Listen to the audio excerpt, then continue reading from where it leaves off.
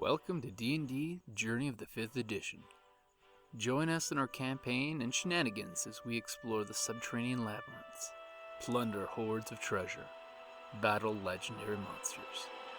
This podcast will be following our gaming group and the adventures of these characters, as well as a few guests from time to time. Join us as we start a new campaign and our journey to experience the best, and maybe the worst, in the 5th edition of Dungeons & Dragons. Hi, this is Jim with D&D Journey of the 5th Edition Questions and Answers session. With me is Kelly and Carrie. Unfortunately, due to unforeseen circumstances, dragons have driven off most of our group, so we're going to be doing a two-parter. First part's going to be with just the three of us going through some questions that we received from all of you guys, and thank you everyone for your questions. Yes, thank you. This is actually pretty exciting. We're going to go ahead and start with our out-of-character questions. We made a random sheet of questions, so we're going to roll the dice and see who gets what questions. And then we're going to switch to our in-character questions to give you some insight into the characters themselves. Yeah, for those characters who are actually here, not at some birthday party or, well, but I digress. So I'm going to go ahead and roll for the first question. I got an 8. 8. Okay, that is page 2. Yep. Okay. Okay. So the question we received was, thus far, without horrible spoilers, what is your favorite moment in the game? As individuals or as a group? Okay, well, I know what mine is. Okay, okay, Carrie. And also, just so you know, if my voice and Carrie's voice and Kelly's voice sound alike, it's because we're identical twins. So even sometimes when we listen to the podcast, we have trouble understanding, like, did I say that or did you say that? I just don't remember. Unless, of course, I'm being my character, Galen. So then, once we're in character, then it's easier. But on our other podcast, sometimes I have trouble. But anyways, so for my favorite parts of the game so far, is, let's face it, the botching. How many times in a game can you say that was your favorite part? Yeah, except for it was too funny. Of course, I didn't botch. Yeah. So. Yeah, that's the only reason why you liked it. You're not the one that almost died. It was so funny. Okay, actually, I just first of all, he scrapes against he's just, and then you kicking your short sword. Okay, yeah, the double ones. I will have to say this is Kelly that I concur partially because my favorite part of the game so far was that. Xander was teasing me for having rolled double ones, yes, snake eyes, and then just next time he rolled double ones. Oh yes, dice karma. That was just epically hilarious. Yeah, I tend to agree. Jim? This is Jim. I have to agree. Watching Kelly roll two 20s coming up 1 and 1. Xander laughing and making a nice little joke on her, and then he gets the dice karma right back of double ones. I mean, it was too funny. I swore if another person rolled 2 20s and they both came up ones, the world would have ended right then and there. Yeah. My next roll was a 1. Yeah, so technically, Kelly, you rolled 3 ones. That's right. It's like, but then we did have a lot of natural 20s, but no double 20s. Woohoo, that would be awesome. Yeah, that would. But that's my favorite part. I almost died. How could you? Yeah, but you didn't die. It's like, no thanks. Go for a walk. No thanks to you. I'm feeling much better. No, you'll be stone dead in a moment. Okay, let's go ahead and move on to the next question. Okay, my turn to roll. Okay, Kelly is rolling now. And I have rolled a 3. Okay, the question is, you all seem incredibly comfortable with each other, which helps make the podcast a joy. Oh, thank you. How long have you been gaming together? Okay, in terms of group, Jim is actually my husband, and actually when we started... That's Kelly speaking, by the way. The funny thing is, of course, we started gaming early on into our relationship. As a matter of fact, that's how we started kind of... Because the other was... I kind of rigged it so that I joined his D&D Pathfinder game. She seduced me through gaming. Yeah. I was like, are you kidding? Hello, a guy that, my ex did not game. So, And then I dragged my sister and her husband into And it. twist my arm. Yeah. Twist my arm. We used to do it when we were in high school. So finding a guy who not only likes the paper game but also World of Warcraft, Yeah. online RPGs, was a huge find. But we were super fortunate that when we started gaming more, my husband was such a good GM. Jim is the best GM ever. I mean, Gary's really good. Oh, Gary's awesome. But Jim, gotta say, Yeah. you've just made it awesome. So, Thank you. well, Jim was on a board at players to meet players and Meetup.com. Yeah, Meetup. Okay. for RPG gamers and stuff, and that's how we met Gary and Xander, who are fabulous. Yeah. I mean, funny. random meet. We all agreed to play a Scion game. Yeah. And we meet them, and that was about what, 3 years ago? 3-4 And years it ago. was No, 3. awesome. It's not 4. We meshed. And yeah, we totally clicked. And it was great because Xander's preteen, and my son we're just introducing. This is Carrie, by the way. We're introducing to gaming, and he's a preteen, and of course. Xander's now a teenager though, Yeah. so it was great having the two young people there, but though Xander is an experienced gamer. Oh, he's been gaming since Whereas he was my very son young. is still quite new, and he's actually in our Ragnarok podcast. My son. Yeah. So, but we're basically a family and friends who game together. I Yeah. mean, And we even have our geriatric mother playing. Yeah, our mother She does- gets a kick out of but it. then she plays the Scion Yeah. in the Scion podcast and Yeah. stuff. So, but that's why we're so comfortable together, I think.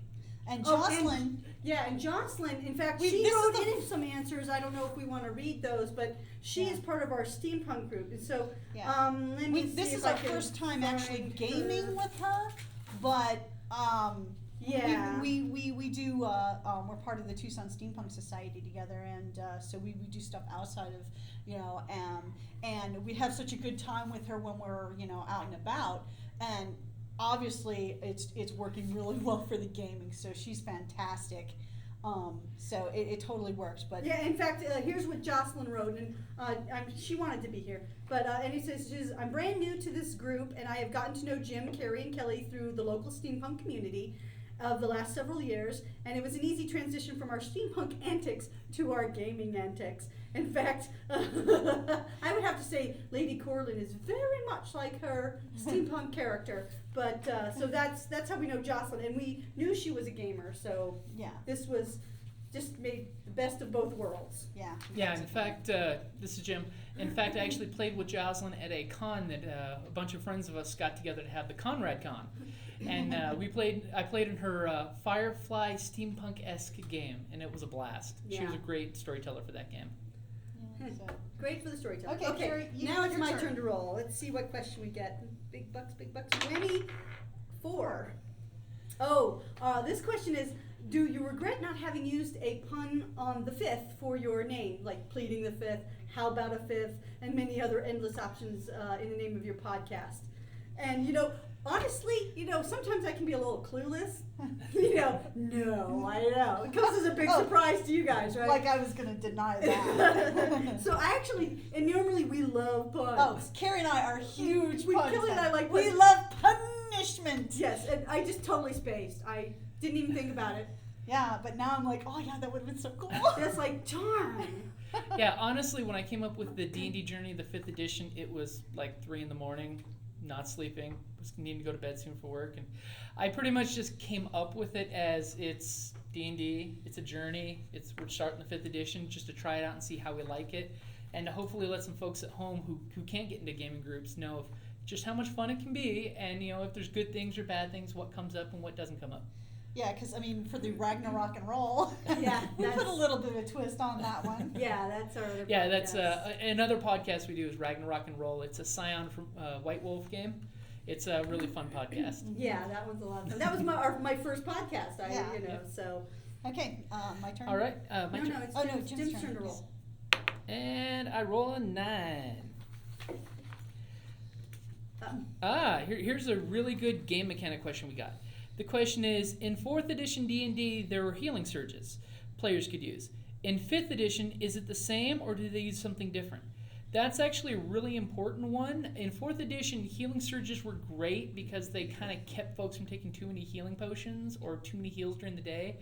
But as a GM who played that one, who ran that one as well as played it a little bit in that one, it let characters heal a ton. It would take days for GMs to beat something down if they wanted to weaken Saved you. my life a number of times, let me tell you. In the 5th edition, they've actually changed it. So on page 186 of the new player's handbook, they've got it during a short rest, which is an hour or more. You can spend one of your hit dice. It goes back to almost like back in AD&D and through 3rd edition where you had hit dice, where if you're a level 1 creature who has 1d8 hit dice, you could then take a rest, roll a 1d8, and you get back that plus your constitution modifier at the end of your 1 hour plus rest. One of the tricks with that one is, like, if your first level you get 1 hit dice, your second level you're still getting only half your level, which is 1d6, 1d8, 1d4, depending on which class you pick. After a long rest, you get back all of your hit points that have been lost and half of your hit dice back. So a group won't perpetually be able to get all of their hit dice back and hit points when they take a long rest. Just hit points, and however many hit dice you get half of them back that you've used. And basically it's a really great way of keeping people from healing way too much, in my opinion, but still getting a good amount of healing in between sessions, so that way your group's not having to spend 2 weeks in-game mending your wounds outside the goblin camp before going back into an attack, which kind of kills the role-playing value of the adventure of, we camped 3 blocks from the goblin village and they left us alone, and then we run back in. Yeah, and you always got to be careful of respawns. Wrong game. Yeah, and yes, for you GMs at home, do not feel bad if the group decides to take a long rest and you're going to be a jerk and throw an encounter at them before the rest is over. It's just good storytelling. Yeah, make them tell the story. All right, and Kelly's got the next question. Alrighty, let's see here. Oh, we already did 3, So roll again. Reroll. again. 5. Okay. What role-playing systems do you prefer? Well, I like lots of different ones. I started when I was a kid. We did D&D. Yeah. So that was my first one. But since I met Jim, we've actually no, we did Gamma World, old-fashioned Gamma World. Old-fashioned Gamma World, yeah. And we played Heroes and Villains when we were kids. But when I was older and I met Jim, we started playing other games, and I like. Of course, we did the D&D, which is always fun. Yeah.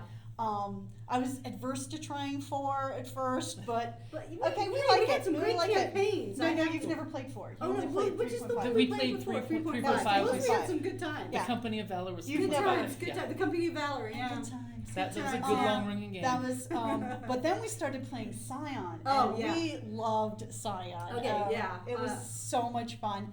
And then we also tried Deadlands. And We tried Dresden too. Dresden 2. Dresden is It was, interesting. I It wasn't as much had trouble fun. getting into the mechanics of it. Yeah. And stuff, but we still had some really legendary moments. What I did to Wrigley Field. Oh my god. What I did to Mom's character. Yeah, that's right. Yeah. But I think Scion is one of our favorites, and we very much enjoy when Gary. When Gary did Deadlands. We had so much fun doing Yeah. that one, and we're going to be taking that one up again. Yeah. for I do those recommend that characters. one, but I really do like Scion. I Mhm. mean, I really like Yeah. how the mechanic. Once you get into it and The White learn Wolf it and game stuff like system that, is Uh-huh. once you learn it and stuff, it's actually not that difficult. And I wasn't but so fond of I had to get used Vampire to the the stereotypes. Masquerade. Yeah, Vampire the Masquerade. I yeah, whatever. mean, it's just It was okay. It was yeah. I Yeah. didn't quite get in. We Yeah, didn't- it didn't. I don't it was think the we had storytelling. quite. And also, it depends on the group too. I think because we Yeah, had some you're right. people who Actually, weren't, who weren't really into it. You we really just gotta didn't have. want to play. It's like, Yeah, why are it's you like- here if you don't want to play? Yeah, you know? exactly. But Why are you and here? that can taint it an experience for it. So then not so Yeah, fun. so to we might try game. that again in the future. Yeah, we I may don't try know. it again. But But yeah, I don't Scion know and enough of- Deadlands, awesome. Deadlands was fun. Oh my Yeah, that goodness. was fun. But yeah, Scion has to be my favorite. I would have to say followed by D&D because of course it's Yeah. classic. I love the whole adventure thing. We're purists at heart. No, No. just kidding. Followed probably by Deadlands and Yeah, stuff because of course there's that whole steampunk out Feel it. west. But you yeah, know. and like it's very the group is important. yes, the group. The group makes- dynamics because that was really worked well, and we tied it in because Oh, and Star Wars. I actually started the playing Star Star Wars Wars game. very recently. Played the intro one, and I'm liking. I still have to get more used to the mechanics and stuff, and even though I'm a huge Star Wars fan and stuff, I'm not as up on all the canon. Yeah, that's exactly. included or There's- not canon. I don't want to start that Exactly. debate. Extended universe. Yeah, the extended canon. universe. I don't want to get into that, but that I'm not as as abreast of the different the classes and and the races. So And I still have to. this is Carrie. I still think of myself as a sort of beginner player. I don't game as much as Kelly and Jim or Xander and Gary or Jocelyn, but I really, I had to get used to the idea of the storytelling, and so sometimes I find the role playing hard, but the more you do it, the easier it gets, and it depends on who you're and the doing group with. you're with. It all depends on who you bounce ideas and thoughts off. Yeah, and We feed off we each other. feed off each other, obviously. but break that- into that's songs. Carrie and I. Jim, That's what just do you? us, actually. Yeah. Jim, what? I mean, you've played far more. Let me go ahead and Oh, yeah, I gotta say, Jocelyn honestly, was I okay. like 5th edition because just from what I've read through, because of course I'm reading way ahead of the group on the adventures, and also Hoard of the Dragon Queen, which will be the next one after we finish the starter set. I like 5th edition because it's a great mix of AD&D all the way through 4th edition. They took really good things like wizards and clerics never run out of powers as long as you have cantrips. You can at least do something. Yeah, don't Rather you than hate it when you run 1, out of 2, mana? 3, and now I'm out of spells and I more can't do mana. anything.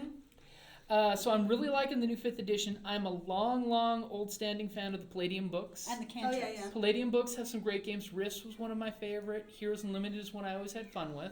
Yeah, we did play Rifts once, remember? Yeah, it was That okay. fun. Rifts really It's okay. depends on the group dynamic and Yeah. what the objective of the game is. But I honestly have to say the system that I love and adore right now is actually the Edge of Empire, Star Wars / Age of Rebellion, and Age of Destiny, which will be the 3rd book coming out soon, because it uses a narrative dice system, which means I GM a group on that, and even when I have a script storyline written out, the dice can derail the story in a second because you have one dice that comes up with triumph that you have to basically narrate and make up on the fly this epic great thing that just happened for your group that either wins the day or loses the day regardless of what the storyline was going, which can just cause total side stories to become an entirely different storyline. But it is one of those game systems that you really want to be able to come up with stuff on the fly, or you're really going to have to call breaks every 15-20 minutes if a bad roll or a good roll comes up. Bad roll. Bad roll. Bad dice. Bad shame dice. Carrie, what did Jocelyn say? Oh, and Jocelyn says, I generally play White Wolf games and I love the storyteller system. I'm massively fond of character development and improv, which White Wolf supports reasonably well with their system. And, no, we couldn't tell that about her No, at we all. didn't. No. Yes, also I have to do note I am a good fan of White Wolf as well, which Yeah. is why I always call myself I'm really- storyteller yes. rather than GM or DM. Yeah. I had to break the habit. It was DM forever. So now I'm GM, I know. GM. Because a DM and a GM is someone who masters it, and you're really just running a story for your players. You're not mastering anything. And if we do our job right, we change the story, and then he has to think on his feet. Oh, Yeah, we like our totally, Ragnarok game. totally flummoxed him. Which is honestly one of those things I gotta say for GMs out there, or folks that are wanting to try being a GM. Just roll with it. For the most part, don't be heart set on this or that. Have great ideas, great concepts. Do like R.A. Salvatore's even said in some of his books. He comes up with great locations and great fights and works the story around that. So that way, in case the players play with things and derail your story, because that's what players do. Hopefully, you don't have someone intentionally doing that, because there's some people that enjoy doing that. But if a game is growing, it's just like writing a character for a story. Your characters and your stories are going to organically become whatever they're going to become. Even players lose control of their characters. That's true. My first Yeah. Scion character took on a This is Kelly completely- talking, by the way. took on a life of her own. I mean, Jim always had us, when we created our Scion characters, that when you get tapped by your divine parent or you have the first visitation, that basically infuses you with your enhances your godly ichor so that you become a scion. Right. He always had us write our story. And the better the story, we could get more experience points for stories later So on. we were, hey, more points? It's like, yeah, I'll write a story, sure. But I want more experience. I actually found myself she was writing her own stories. Yeah, it went outside. directions that we didn't I'm expect. like, yeah, she took on a life of her own, man. I love her. You know, Oh, she's yeah. awesome. But okay, I digress. All right. Okay, Carrie. Next question. Next Carrie's question. rolling another. Okay, We've 8, already done eight. 8, So roll so again. let's roll again. We've already done Did 4, didn't we? Yeah. Yeah, okay. yeah, yeah. I'm So on. 9, we we've did done. 9. Okay. Okay, hold on. 12. Okay. Whoa. Okay. The question is, what do you think about the new inspiration system and the advantage and disadvantage? Now, my understanding is the inspiration system is the storytelling aspect of it's it, like or is when it, you- or background Yeah, when you go information? ahead, go ahead and look at your character sheets. Yeah, I have my Yeah. character sheet. If you look at your character the- sheet, it's that little bubble that's on the right hand side that has personality The traits, traits, ideals, bonds, and and flaws. flaws. I find it useful, actually, to determine your role-playing aspect, which can get you those extra dice. Well, if you play to those items that's in that section, Your you GM get point of we inspiration. like to use poker chips for to represent the thing, so that here I have one, I'm going to use it, and then you hand it back. So know, you it just don't- you always helps have to to keep keep track. Okay, instead of just writing it down.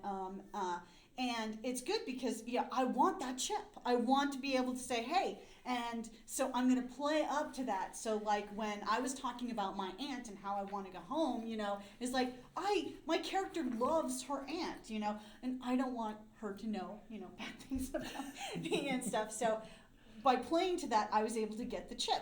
And then if I want to use that chip for a role, like I did on that one instance, and it gives you the advantage. Okay, great. Advantage is, I like advantage. Advantage and disadvantage is fun because, well, it's always fun rolling 20-sided die, but you get to roll 2 20-sided dice and take the better or the Even worse. if you get double ones. Yeah. Okay, come on. Like you said, that was your favorite moment of the game. It Think was. of the odds to roll double 20 the Well, ones. I find it helps me expand on the role playing part of it.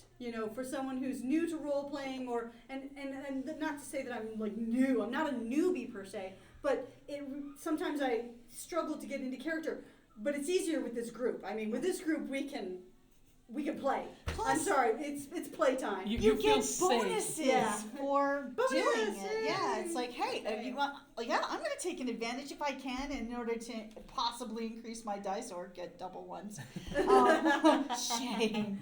I mean, that in itself, that's fun. Of course, so if it's just a little role playing, I can do that. And as a GM, I personally love the inspiration idea because I know in a lot of folks for 4th edition, a lot of online groups were complaining about not getting a lot of role playing.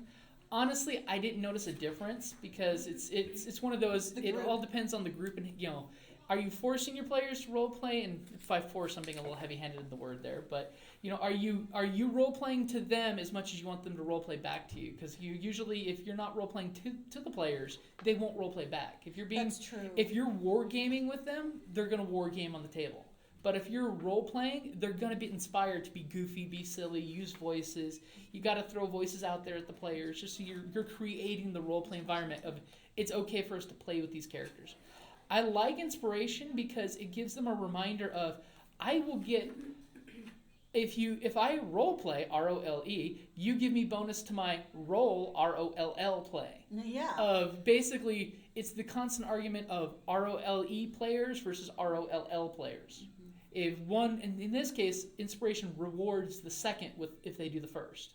Yeah. And I love the way they work the advantage, disadvantage, rather than you re-rolling your dice. You're rolling 2d20 at the same time, and you pick for advantage the better, disadvantage the worse. Yeah. So, it's one of those situations when you roll your dice, you can see a 20 and a 1, and you're disadvantaged. So, Yeah. you could have had a 20. Like Could've had a Tilda got a 0 technically. And God damn that -1. And a big thing I'm hoping to see a lot of GMs do in different games is use not just the inspiration, but the advantage, disadvantage system, because I'm a GM, I can tell you heroes are on the ridge line overlooking the goblins in the gully beneath you.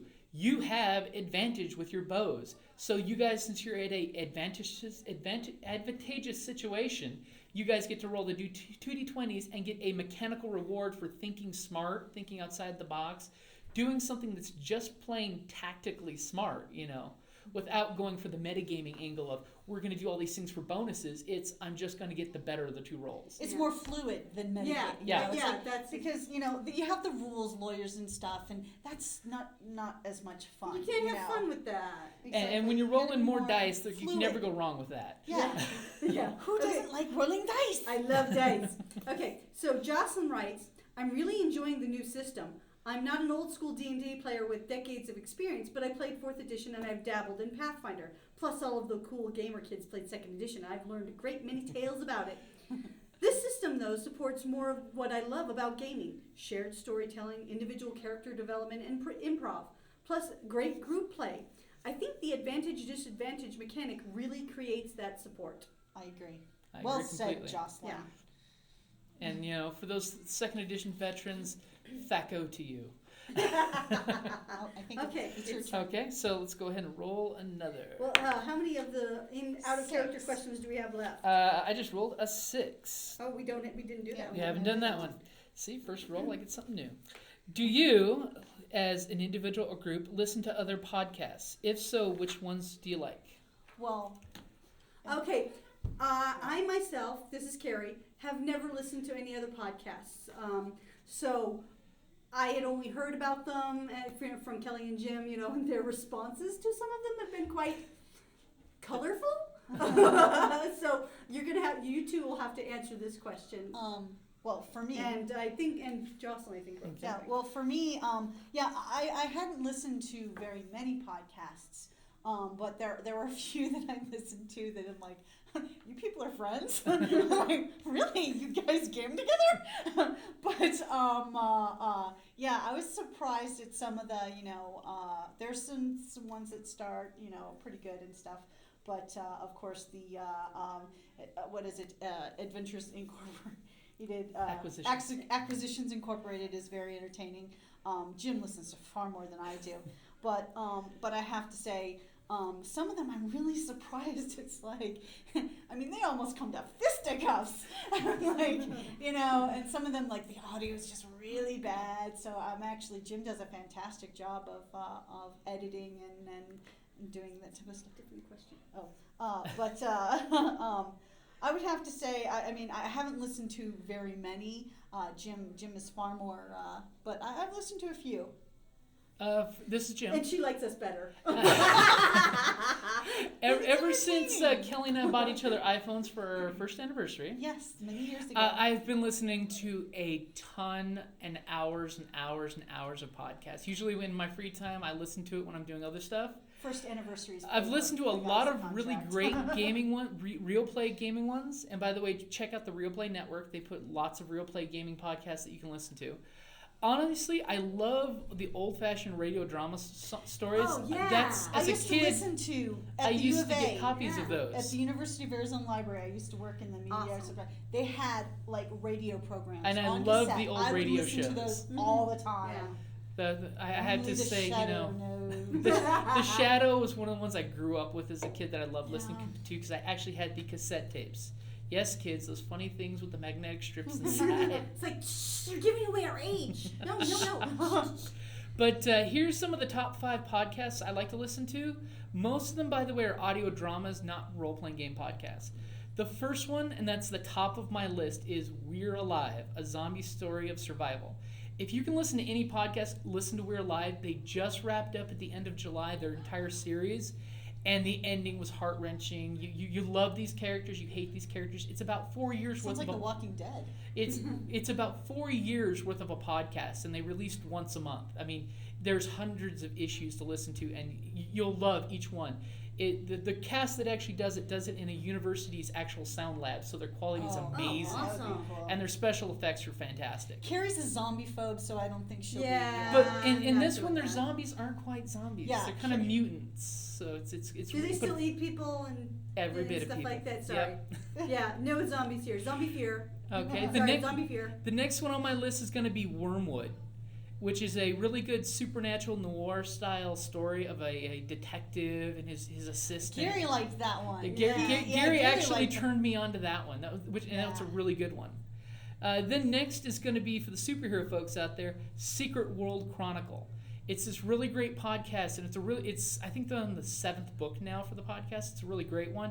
It starts out being modern day superheroes in a world where superheroes are everyday common occurrence, but a mysterious opponent appears that's very bicycle repair. very very Nazi-ish, and who doesn't like punching Nazis? Hey, that was the best game we ever played in Scion was when we went back to the back in time to the Battle of the Bulge.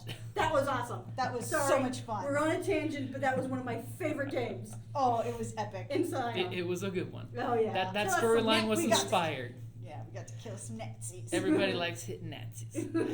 My fourth one on my list is going to be Acquisitions Incorporated, especially for all you D&D fans out there. Epically fantastic stuff.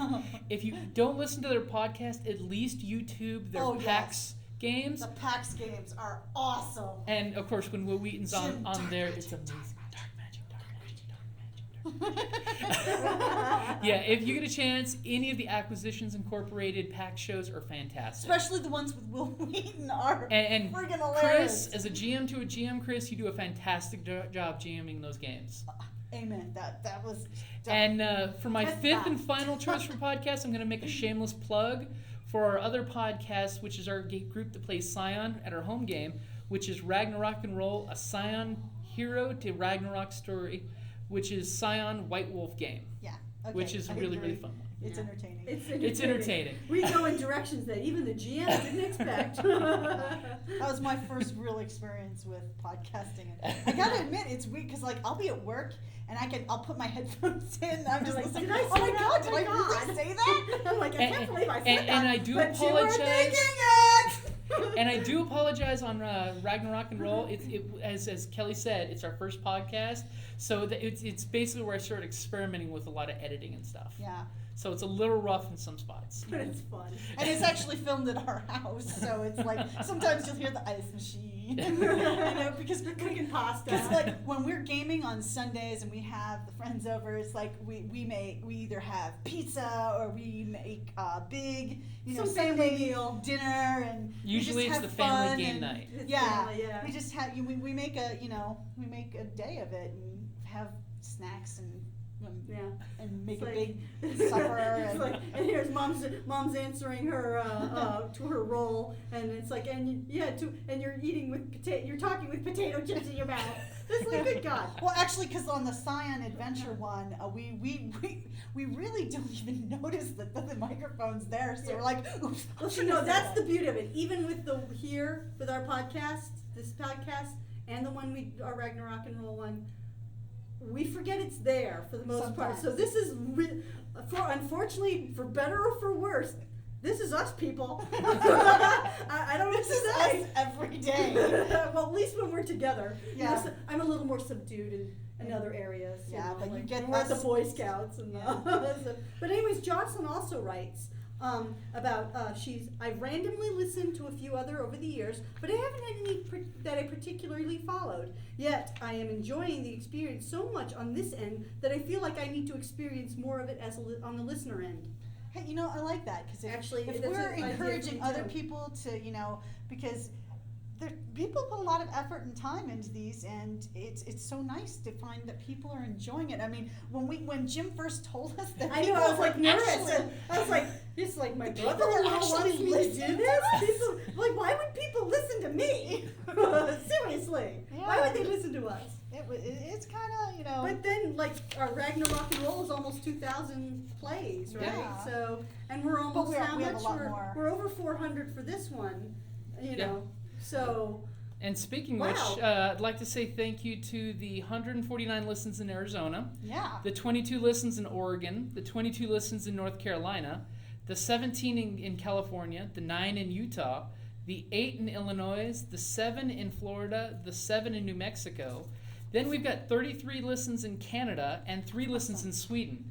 Awesome. So Sweden, thank you for being our farthest reaching person out there. Yeah. We're And- global. Wow. And for those other states I didn't mention, it's because you only had one listen, so start listening more. Then we'll get the shout outs. Yeah. Okay, so Yeah, what who's was turn to things? roll now? It's my turn to roll. Kelly is Well, rolling. And, we only uh, have a couple out of And here. for the record, Here, I'm so- playing with the idea of running Yeah, we have another to- podcast. Email us any suggestions of anything you'd like to hear. It's still in the play, though. Yeah. Okay. All right. Yeah, Because let's I'd see. really love to do an Age of Empire one. Okay. Oh, we already did 12. 2. Two, Music. yes. Okay. The question is music while gaming? Question mark.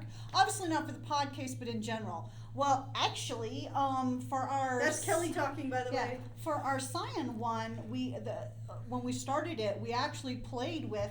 We had my Classical cell music. phone playing like Flight of the Valkyries. Pandora's Wagner channel. Wagner. Yeah. So because it- it's we're you know, Norse. We're Norse. We're god Norse, we're science. Acer. Yeah, we're it's Acer. Ragnarok.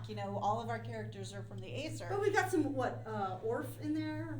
What's that? Yeah, well, Olaf. it's Composers? the Pandora channel for Wagner has other artists and stuff. Of the but, similar bents, yeah. So we actually tried to play Wagner's CD, but for some reason the laptop wouldn't. Technical wouldn't- errors, but that's Yeah. beside the point. So on my phone, we started playing the Pandora, and it's kind of neat because it kind of It- sets it a little gets if the you background. listen in the ambiance. background, you can Yeah. sort So of you can hear it. hear it. And at one point, when the Flight of the Valkyries did come on, and was that during our first episode or something? I think when we were fighting, or either way, it was Yeah. it was like, oh, hey, So, that kind of fit. sometimes the music is nice because if it hits a perfect random song Yeah. at the perfect random point, it kicks it up a notch. Yeah. But on average, we actually usually have music playing. Yeah. Yeah.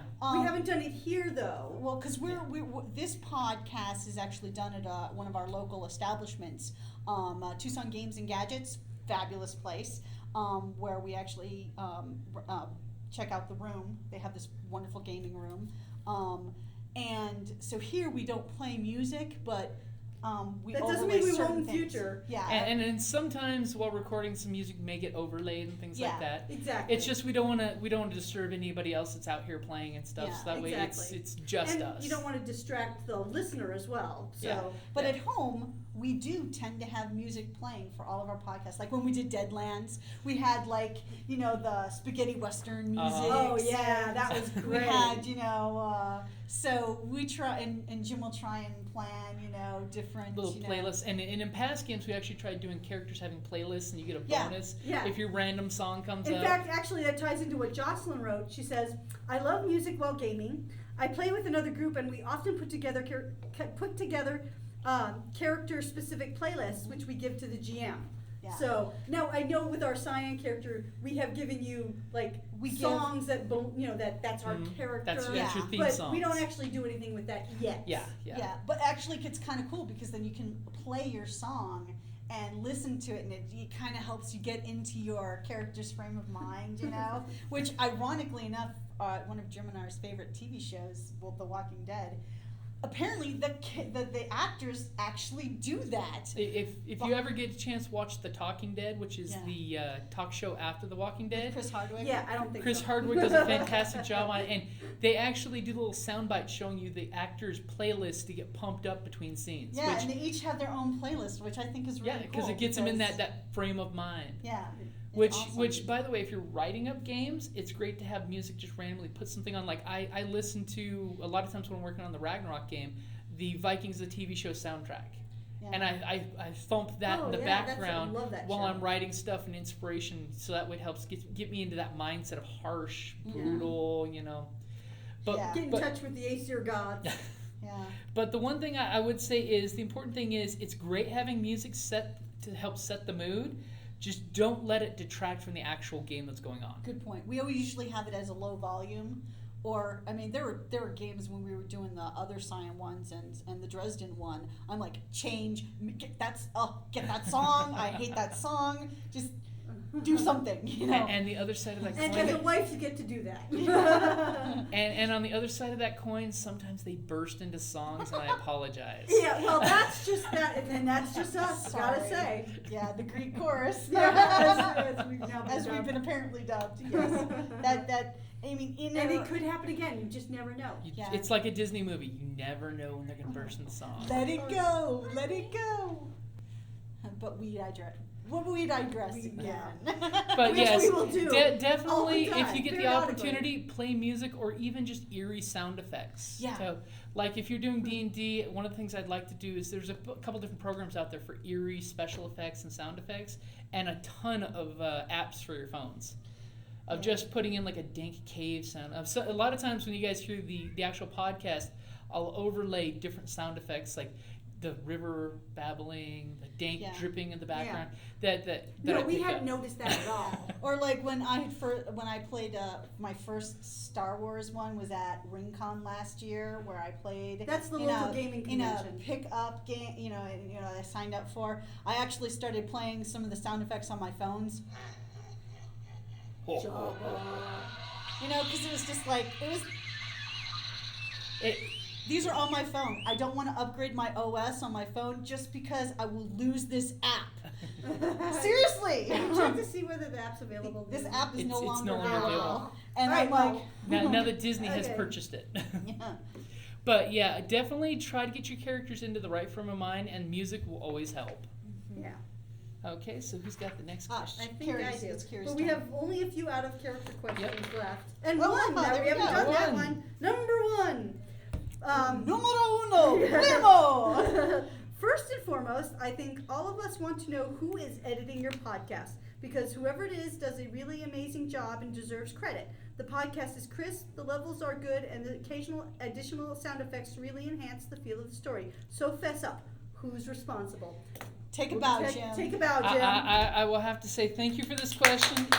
It feeds my ego. It Well, no, does. actually, because the rest of us, I mean, because when I listen to, I'm always impressed at how it's done. It doesn't detract from the story. It doesn't interfere. It And I always enhances thought, it always just makes it enhances it. So I always notice this, but it's nice that other people are noticing it too. And it was funny because the first time I was listening to the podcast, to try it out, and I heard the sound effects. I didn't even know he was going to be putting on there. And you're married to him. Yeah, and like when the gun goes off, I'm like, ah! I'm like, but it was really cool, and I did such a good job. I was like, She's referring to the Scion podcast, Yeah, by the way. yeah, It was good playing that. yeah. Not in this. Yeah, but it was because that was the first one I listened to, and that I didn't know that he was going to be doing it. So I was impressed. It was, it really enhanced it because we were there when we recorded it, but it's so much more interesting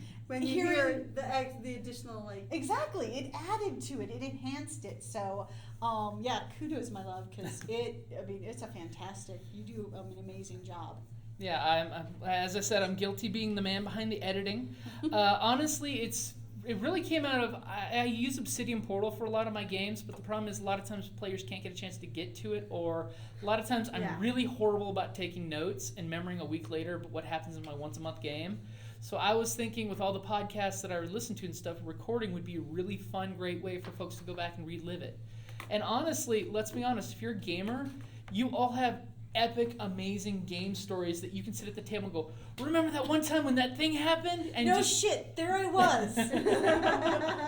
and one nice thing is with recording it and posting it is you can go back and re-listen to it a year or two later and realize, where was my character back then? And oh, that's true. Or- I hadn't thought of that. Or characters, people flake on you and don't show up for their gaming sessions.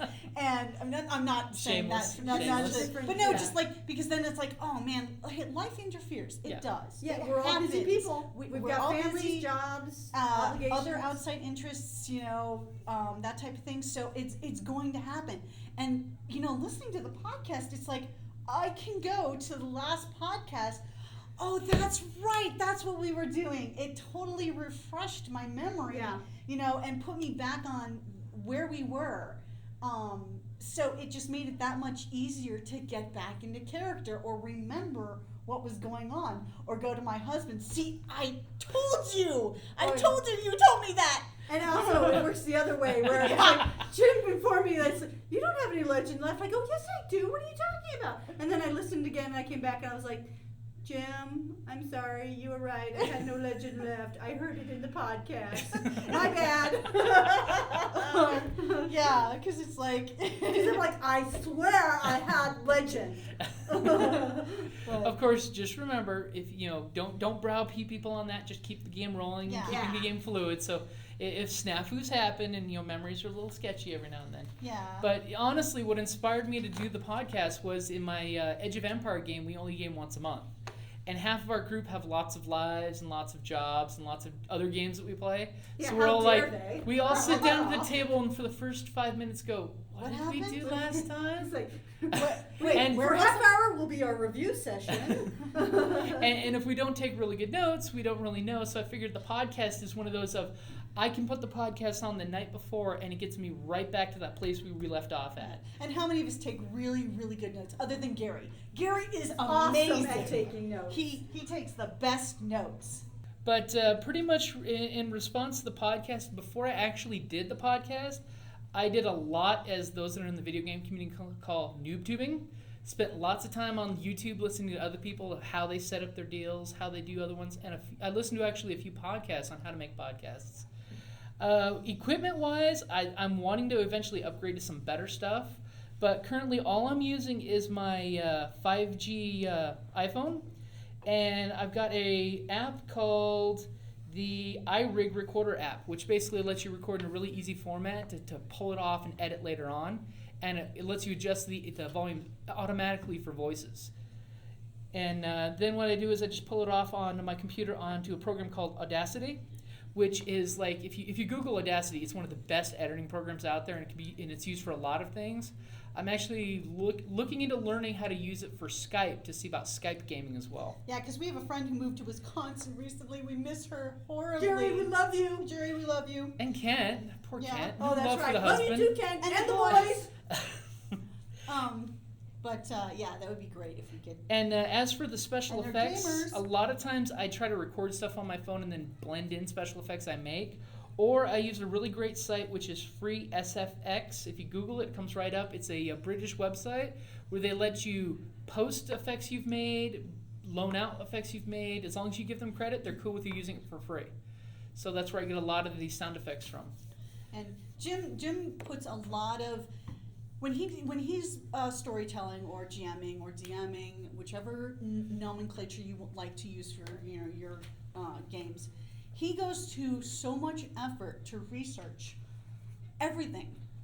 He researches how to do a podcast because he's like, I want to try this, and we're like, okay, let's try it. But just for the games in general, he will go to great lengths to research all sorts of things, and that way he totally can just change things up on the fly. Mhm. The same with the researching the podcast. He went to great deal of effort to find the most useful, easiest, and friendly. And I gotta admit, even it's an iPhone, it sounds really good. Even in our kitchen dining room. Jim, the GM, building a better world. And one of the best advices I've gotten from is record quiet. When you go into Audacity, you can increase the volume of people talking to make it better, but without having background noise all being picked up and heard really loud. So if you record quiet, you can then increase, like in Audacity, I bring up all our talking up 7 decibels, and then I bring the background noise down.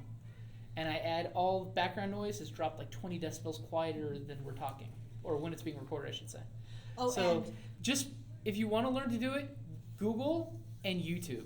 There's an amazing amount of stuff on YouTube to learn different things, and by all means, learn. yeah, and also seating. Like after our very first Cyan podcast, and my sister and I, as you can tell, we're loud talkers. Whatever gave you that idea? It's like, but like her son Trevor is really, he can be speaks quite- really softly yeah. because he gets shy. He's like he's not as comfortable gaming Right. with he's still finding his voice, literally. Yeah. So he's young, and so it's like we actually literally had to change our seating after the first episode, after we listened to it, to try and shift the quieter people closer to where the microphone was, because that way it just helped in. So paying attention to that type of thing, Jim was like, okay, this is what we need to do. You're going to switch places there. And I couldn't sit next to my husband, but I understand. I understand. And it helps. It really does. So placement is key. Yeah, as well. I mean, So we're fine-tuning the placement. That's there. actually one I was going to bring up today is the placement of the microphone. Try to get it a little closer to head level. So normally we keep it on books or something there. Today, something I was actually going to try to do was to get Xander and Gary to switch seats to get Gary a little closer to the microphone because he's a little distant sounding. So I was going to try that. So it's one of those things of just try things. Play with it. See what works best for you guys. So you can get the nuances of his role It's the playing. D&D musical chairs. And like I said, this isn't our first podcast. It's the second one, and our And first we're one's still learning. Our first one's only been out for like a month and a half since we started recording it. Yeah, So it's almost 2,000 it's plays. we've gotten this good apparently in less than a month, Yeah. We've got to toot our own horn. See, Yeah, like I said, not. the ego is getting inflated. It's because my husband is an evil genius. We're just glad he's on our side. Okay. Okay, I think we have 2 questions So- left. No, I think we have 3. We have On- 3 so We far. have 3 questions on left. the. Yep, we have in- 7, 10, 11. I'll go ahead and start with, because I'm next, so I'll go with 7. Do you get much inspiration from I'll the go Order 10, of you the 11. Stick? I mean, your halflings are completely different, but the salty elf strikes me in an incredibly more cool Vesuvius. Varsuvius. By the way, for those at home that don't know, Google Order of the Stick. It's an amazingly funny satire on D&D. It's hilarious. One of their first episodes is the psycho halfling ranger loses his scimitars because in 3.5 halflings can't use weapons like scimitars, that he gets dropped down to daggers. I've even gotten my nephew hooked on this series. He's got He has the graphic books, several of them. He doesn't have all of them, but he adores them. But other than that, that's how me, Carrie, how I'm familiar with it. This is the fact that my son and I have read the ones that we've gotten him, and they're hilarious. They're brilliant. Ironically enough, even though I have purchased them for my nephew, I have never read Order of the Stick. And even though they're stick that's figures, why the halfling apparently is nothing like the book, because I have no clue. My halfling Tilda is based more off of Tasselhoff Burfoot or the Kender from the Dragonlance kind of thing. It's like more of a happy-go-lucky kind of, Sprightly, yes, is like with ideas of property ownership a little looser than than what most. one would expect. along the But- kinder angle. The But Kender. even though- Kinder is children. It's Even though Kender. the Order of the Stick is literally, it's stick figures. Yeah, Okay, it's- the drawings are stick figures. It's still. It's the writing. It's the writing. It's just brilliant. It really is. So. Honestly, the best way I can paraphrase it is it's been written by a burnt out GM after an RPG group drove him mad.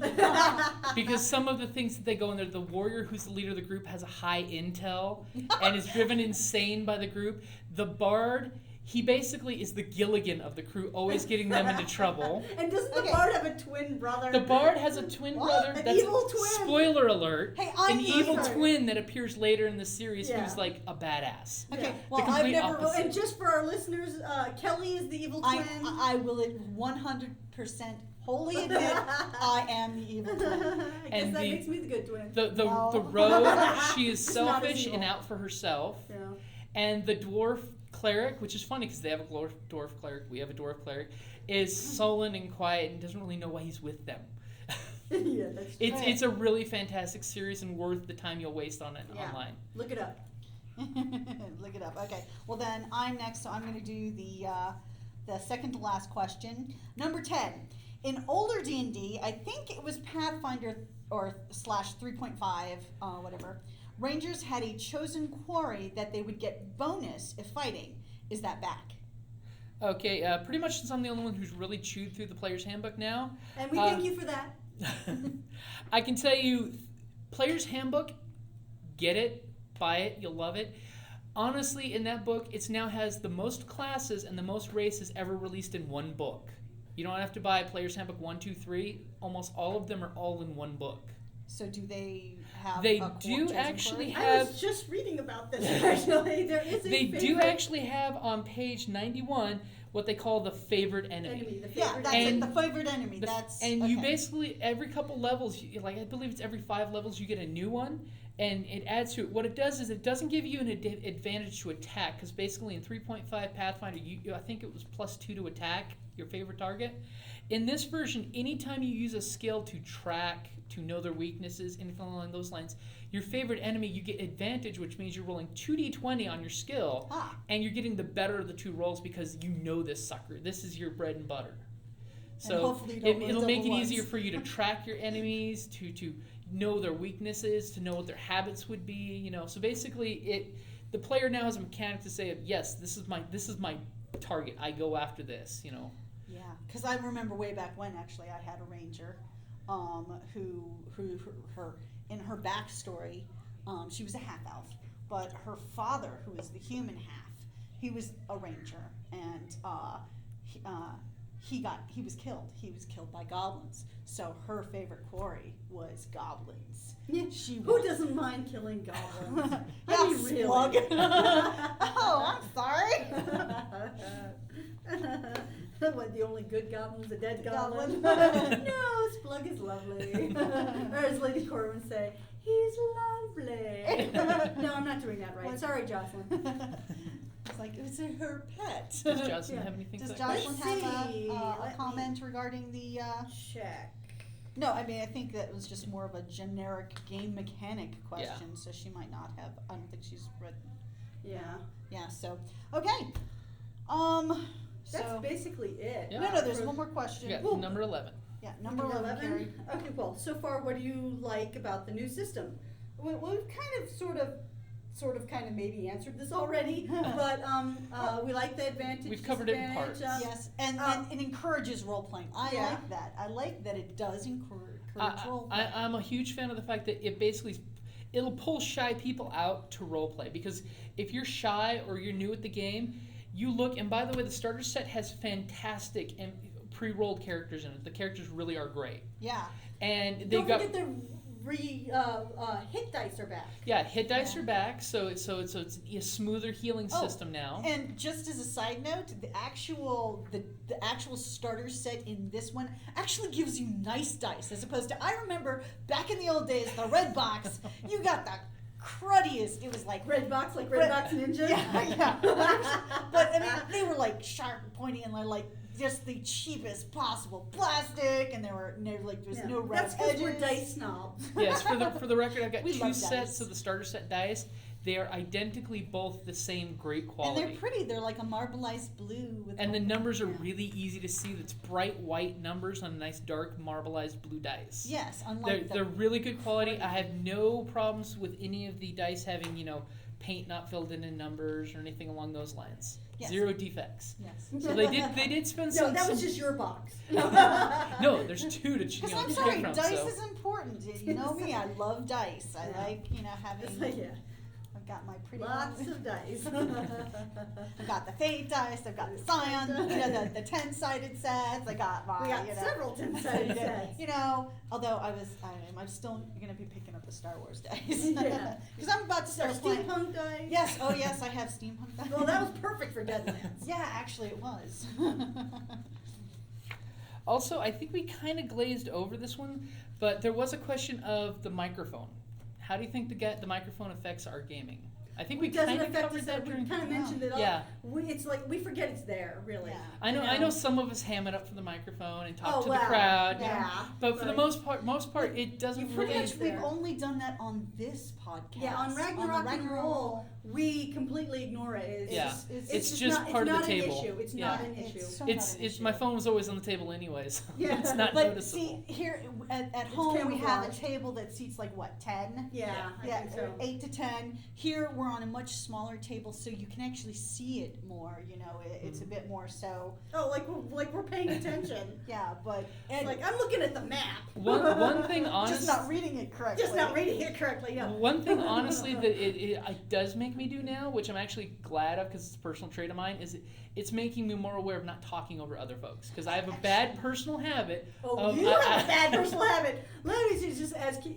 I always do that, and I apologize in advance. We I'm both so apologize. sorry. But see, we play off of each other. And Carrie and I do have a tendency sometimes to say things in stereo. Yes, literally in stereo. Like, say the Yes. same thing at the same time. Yeah. And also, so basically for editing purposes, I try to, especially when doing voices, make sure I'm doing just the voice at one time, so that way I can go back later and change. I can use Audacity to touch up the sound effect on it and make it a little crisper, darker, or make Gundren a little more Gundren, type of thing. Don't overdo the Gundren. It's like save it for later. No, Gundren rocks. Gundren rocks. Like Rock Seeker. Or Stonecutter. So bad. That was a bad pun. Hey, honest mistake. I mean, the Simpsons are stuck in my head. One dwarf So- looks just like another, right, Carrie? Well, maybe. And also another one is I had a thought and I think I lost the thought, so we'll just keep rolling. Roll with it. Roll a d6. Roll a d6. Na na na na na. Okay, now that they did that, I remember.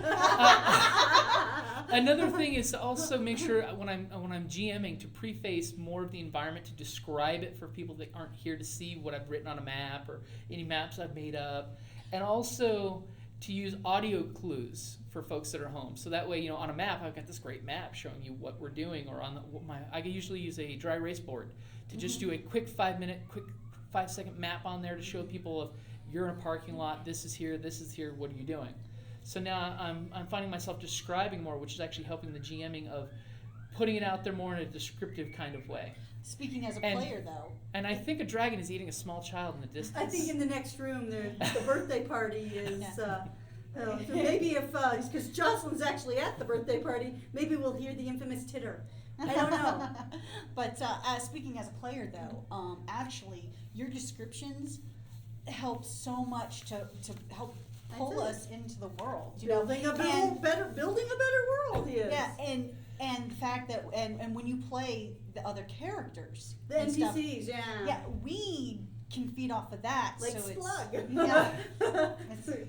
Yeah, like one things the player do say when I do like Splug, I do T-Rex arms. I put my hands he's all like, tiny, "Ee." so I'm like a small little goblin that can't reach things. And he looks up, even though we're all like shorter than him. And he looks up and he scrunches down. And he's Because like, He's no. literally acting. I'm he's getting into pantomiming the out role. what they're doing a lot of times. And I use my arms a lot, and sometimes I'll get up and stand up to give the impressions. And then we actually use props sometimes. yeah, we do Like, use props. In the Deadlands game, I would totally have a fascinator on. Or I'd have my little magnifying glass out. Or your little Derringer. Or my little thingy. Derringer, because my character had, those types of things. Or remember when we did our Scion game, we pulled out the broom so we could do the staff thing? The staff move. And I almost hit Carrie in the face. Yes, you almost hit me in the face, but that's okay. Please I forgive you, I practice love you. proper safety. Yes. But, And Please hey, be aware of your surroundings. in the Deadlands game, I was a Native American shaman, Yes, and I you played were awesome. shirtless a few times, even with a leather tie holding my hair back. okay, we don't Okay, usually. that's not necessarily That's not true. true. I think we're exaggerating a little there. But, Okay, so pretty much at this point we've covered the question. So let's put up the fourth wall, and let's go ahead and answer your individual in-character questions. Oh dear God. Summon Tilda. Hi, I'm Tilda. Mask on, mask off. Hi, I'm Tilda. I'm Galen, the gallant, Hi, I'm Tilda. and it appears we are missing half our party. It's like they're That's why they haven't rescued me. They've split the party again. Don't you know you never split the party? Okay. Sorry, we digress again. So I was asked as storyteller for the Lost Mines, does it mean that I call myself the storyteller? Does it mean at some point I'll be able to play? And are there any? Will there be a different storyteller? At the moment, I don't see for the foreseeable future anyone else running the game. I am No. usually open to if somebody wants to try. I am a-okay sidekicking a GM job, but usually I get picked as the GM of choice by everybody. Because you're Yes, because you're awesome. It's because I multitask. Of course, and Gary's biased, but Gary's awesome too. Yeah. Gary is also a great GM. Yeah, and Jocelyn's GM. Yeah, and Jocelyn apparently, has so also GM some great ones. I am not a GM, so I will not be. But and besides, you are playing. You're the best NPCs ever. Go Splug. Okay, so first we're gonna go to Tilda. Tilda. All right. My question is, I have many diverse pet names or even nicknames, and apparently he's curious as to how I got them. Well, let me tell you. Okay, I'm a halfling, okay, and as you know, halflings are actually pretty fond of nicknames. So not only do we normally have a name, but we also have our surname, our family name. Pseudonyms or aliases. Okay, but we often tend to have nicknames, which technically really become, they eventually become surnames if they're used enough. Well, my name happens to be Tilda Wimblewick. However, when I was young, I had a certain propensity and great talent for taking things that weren't necessarily mine. Well, I was very good at it, quite nimble, in fact. So my last name, Wimblewick, became Nimblenick, as in deftly taking. So now that was only in my youth. I grew out of that. Yeah, we believe that. Well, anyways, when I was older, I did sort of take up with a group of ne'er-do-wells, and I didn't want to give them my real name, because heaven forbid this should ever get back to my dear sweet aunt. So I didn't want to give them my real name. I gave them a fake name. I gave them the name Penwee Pinchbiggle. And those black-hearted knaves took the name Penwee and turned it into Peewee. Not only to, because due to my, although I don't think very diminutive, but try minutia. Lilliputian, Yes. size, so that they started calling not only, because of my size, but also to annoy me. And they, trust me, they will rue the day. Not only for making fun of my name, but for other things. But that's how I got my names. Okay.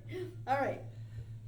The question that Galen has received is, you are clearly a folk hero by mien and manner.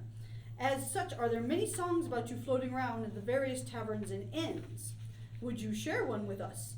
Well, I will not share one with you, but we do have a bard present. I would like to introduce you to Miss Wimblewick's bardic cousin, Tilda. No. Hi, I'm Twyla Fair. There we go. Yeah, I'm Tilda's cousin. I'm a bard. So yes, I may sound a lot like her. We kind of grew up together. But yeah, Twyla Fairdiddy. Remember That's it, Twyla Fairdiddy. The great, the wonderful, the musical. The most humble as well. Yes. Okay, speaking of humble. Hey, I didn't write the song. It's just about me and my, not my destiny. It's like, But I have heard this ballad before, so I will retell the ballad of Galen the Gallant. Okay. it's Galen. Galen. Okay. Hearken unto me, my friends, for a tale of gallantry. One woman stood against the odds to strike down tyranny. Neverwinter's docks knew fear from lash and villainy, until Galen took up her arms to end the foul cruelty. Between victim and the lash she stood in defiant dignity. No more shall we suffer you, nor will we bend a knee. And with his own nine-tailed cat, Galen struck him forcefully. No crewman came to his aid, for he earned no loyalty. Those who saw the worthy act gave forth cries of revelry, for within their midst they knew stood a woman of destiny. Now for all the world to see, Galen the Gallant, she will forever be. Well, thank you, fair bard. What, no applause? Come on. Thank you kindly. Here's a copper. A copper? I'm broke. Yeah, whatever. I know you got 5 from the last adventure, Tilda told me. Yeah, so I need all I can get. I have a destiny, Those don't come cheap.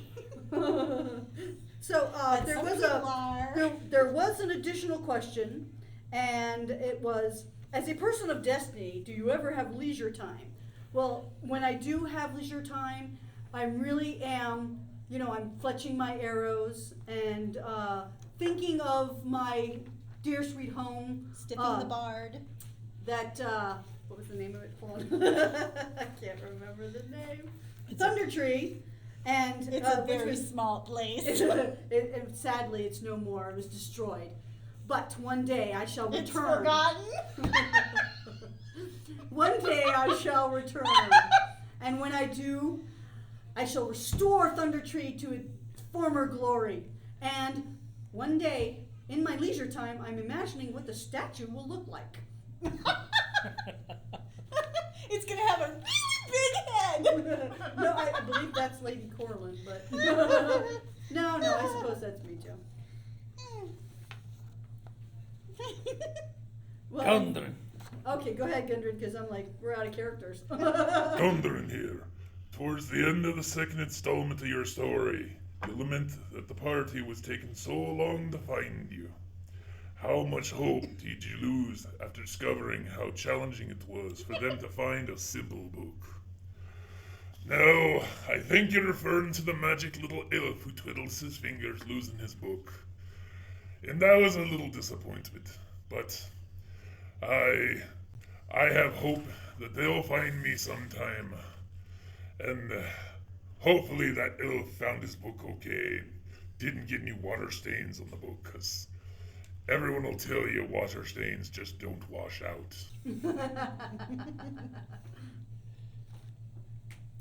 So, I'd like to thank you for your questions. And please, in the future, we'll be doing more We have Q&A. Jocelyn's, but we don't have Lady Corlin herself. If you have any questions, please send them in, and we'll try to do our best to get them answered for you from time to time. And don't worry, this is only part one of a two-part Q&A. So remember, be safe. There be dragons about.